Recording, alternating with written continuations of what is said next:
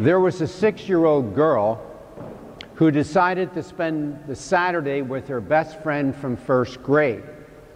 So she went to her friend's house. And they did all the things that 6-year-olds do. You know, they dressed up, they had their tea party, they watched videos, they sang, they danced, they did everything else that you can think of that a 6-year-old does. She was to stay through dinner. Dinner time came, and she was a very polite little 6-year-old. She stood there waiting to be told what chair she should sit in and everything else for dinner, and she did. And when she saw that everybody else in the family sat down at the dinner table, she instinctively bowed her head and closed her eyes, expecting somebody to pray, you know, to say a blessing before meals. And all she could hear was the clanking of dishes, and you know that sound that a spoon makes when it's scooping out mashed potatoes onto a china plate? It's got a very distinctive sound, doesn't it? And so she looked up, and she looked around, and everybody was starting to eat. And she blurted out without thinking, "You are like my dog. He just goes right in and starts." The Jews felt that pagans were spiritual dogs. They referred to them as dogs. In today's gospel, Jesus calls the Canaanite woman a pagan.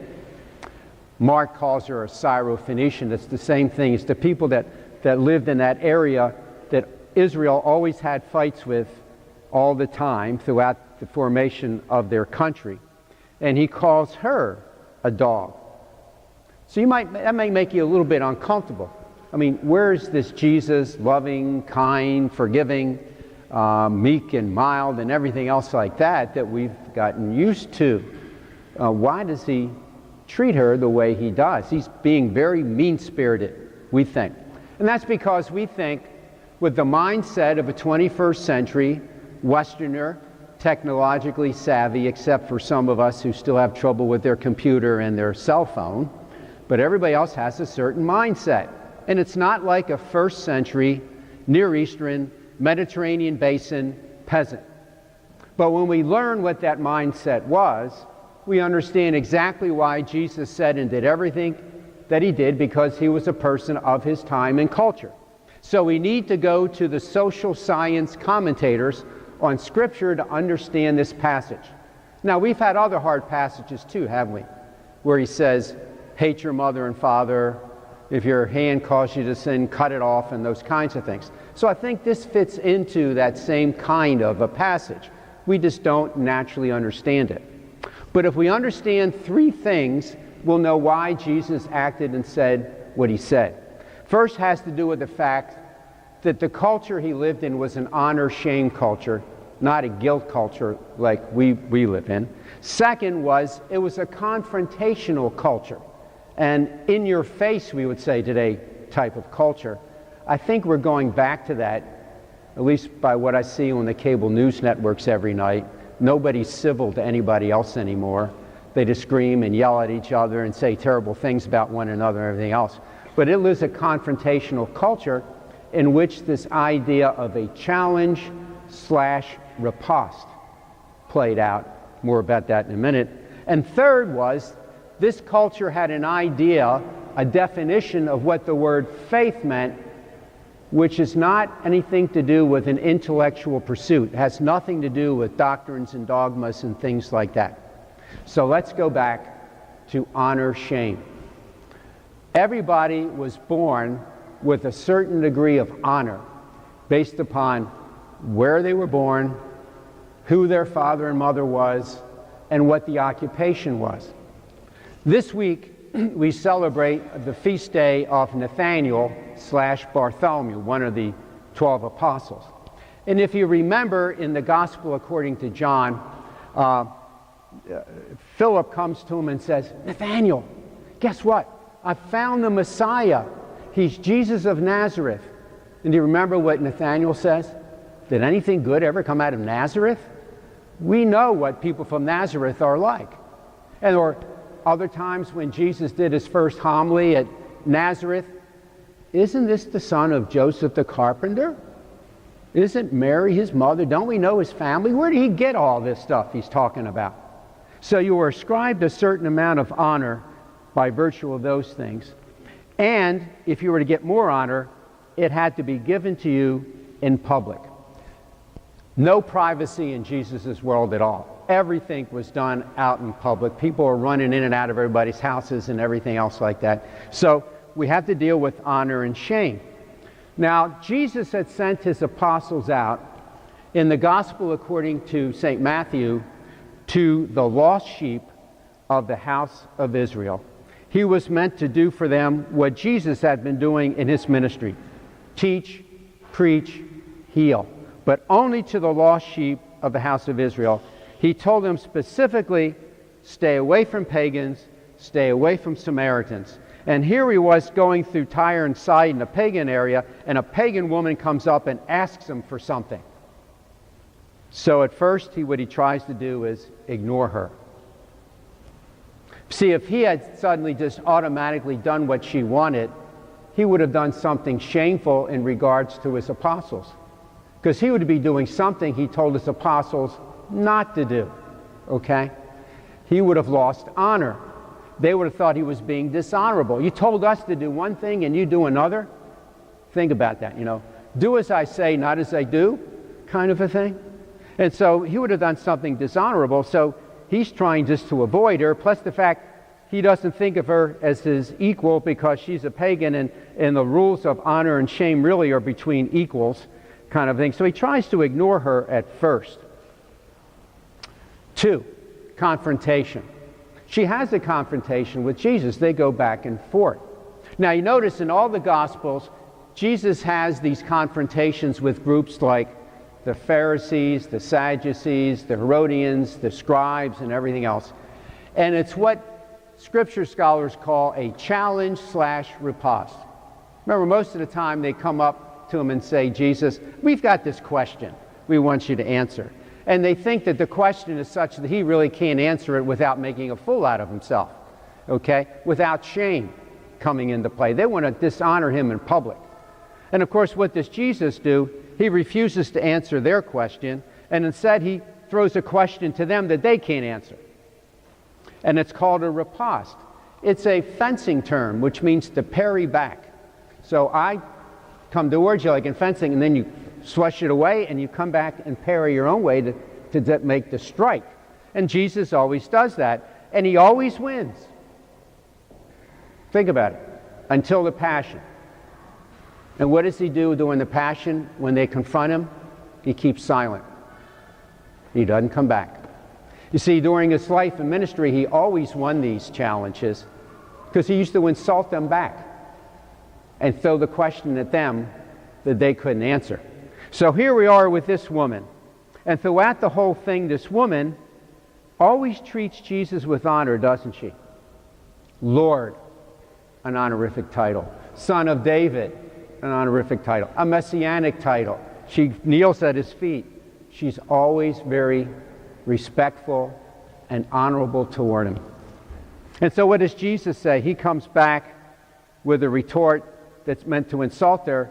Yeah, I can't throw the food to the dogs. You're a dog. That's what Jews think. And she says, yes, Lord, but even the children eat the scraps. The dogs eat the scraps of the children under the table. And we've all had pets where we're eating dinner, right? And we're feeding Molly on the side or whatever else it happens to be, right? The cat, all that kinds of thing. And she says, just give us the crumbs. I'm happy with that. And you can almost hear Jesus say, touche. Good answer. Go your way. Your child is healed because of your faith, because of your persistence. So what did the people of Jesus' time mean by faith? It wasn't an intellectual assent to anything. It wasn't like a doctrine or a dogma. It was better translated as allegiance to or loyalty to. Who are you loyal to? And throughout this entire episode, she's totally loyal to Jesus. No matter what he says to her, no matter what he does to her, anything, she's persistent and she's loyal. And she gets rewarded for it. This culture rewarded loyalty. That's what the story means in its context. And that's why we shouldn't think badly of Jesus, because he does everything that a person in his culture would have been expected to do, except they wouldn't have been expected to be able to heal the person. Okay? But he does everything else. He's not being strange or different or mean-spirited. He's doing what would have been expected of him. Okay, so now we understand the story. We don't still feel so bad about it. After 7:30, I had people come up to me and say, geez, I feel a lot better about that passage now. I know why Jesus said and did what he said, blah, blah, blah, blah, blah, blah, blah. Okay, but what meaning can we take out of this? What can we get out of it? Well, certainly the idea of being persistent in what we do with regard to Jesus, but to be loyal. Something's happened in this country over the last 2 generations where loyalty is not rewarded. It may have to do with the economic business. How many people do you know, and it may have been you, who are very loyal to the company you work for and been working there for 15 years that suddenly are terminated because they want to hire either 2 part-time people, they don't want to pay anybody, benefits, or they want to hire an entry level to get the salary down, or whatever else it happens to be. And your loyalty means nothing to them anymore. Okay? How many people do you know 1 year from being fully vested in a retirement program are terminated? I know of one that was right there, Mr. Mullis, who worked at the diocese, a St. Anne's parishioner. She was let go 1 year before her retirement. Loyalty is not rewarded. In the civil area. What about the spiritual area? When we get demographics on how many Christians there are in whatever, Roman Catholics, Baptists, Episcopalians or whatever, do you ever notice that the 3rd largest group are always fallen away Catholics? That are people that go to, Hope Presbyterian for the espresso, that kind of a thing. What's happened? What's happened to loyalty? How many people come to me and bemoan the fact that their adult children or their grandchildren, after having go through 8 years of Catholic school, maybe 4 years of Catholic high school, suddenly lose their faith? They're not loyal to Jesus anymore. They may not practice anything. Or they're not loyal to the Roman Catholic Church anymore. They can't find Jesus in the Roman Catholic Church, they say.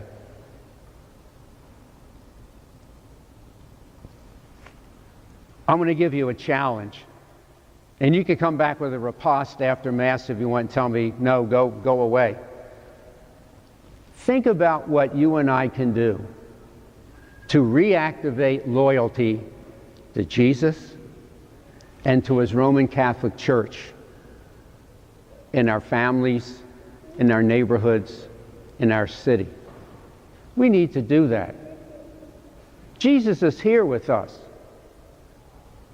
Johnny and Gotti used to love to play a little song that said, there's a presence in this place. And that presence is Jesus Christ. He's in the Scriptures. He's in the Eucharist, in the sacraments. He's in the role of the minister that represents him. He's in the people in the pews. Wherever 2 or 3 are gathered in my name, Jesus is here in our midst. Can you feel him here? He's here. You are loyal to him. You're here. You're here to celebrate the Sabbath, to give him thanks and praise, do what is our duty and our salvation always and everywhere to do. But we've lost people that have lost that sense of loyalty to Jesus and his church. If you're going to find Jesus today, you find him in the midst of his church. Let's figure out what we can do to help bring back loyalty so that loyalty is rewarded, that loyalty is an important virtue to have. and that people will remain loyal to Jesus and his church.